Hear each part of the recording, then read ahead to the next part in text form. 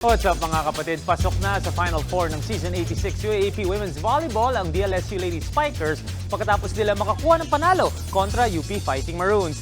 Kinailangan ng 4 sets ng mga taga-TAF para magwagi 26-24, 25-20, 24-26, 27-25. Hindi nakapaglaro si MVP Angel Canino at nag-step up sina Shevana Lapot, Michael La Rosa at Julia Coronel. Nagpakawala si Lapot ng 21 points habang nag-ambag naman si Malaluan ng at La Rosa ng 17 at 11 points respectively.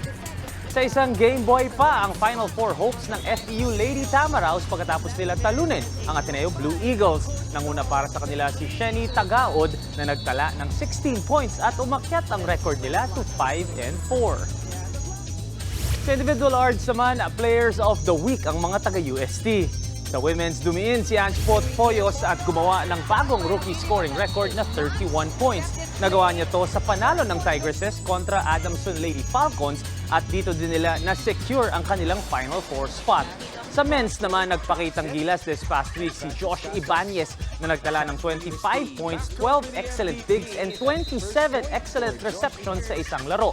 Ayon sa reigning rookie MVP ng liga, dahil daw sa tiwala at suporta ng coaches at teammates niya, kaya paganda ng paganda pa ang kanyang performance. What's up mga kapatid? It's your sports Tito Mike Reyes. Huwag magpahuli sa mga umaaksyong bakbakan at harapan sa loob at labas ng bansa. Para sa mga pandiin ng sports news, mag-follow at mag-subscribe sa social media pages ng News 5. Peace and love.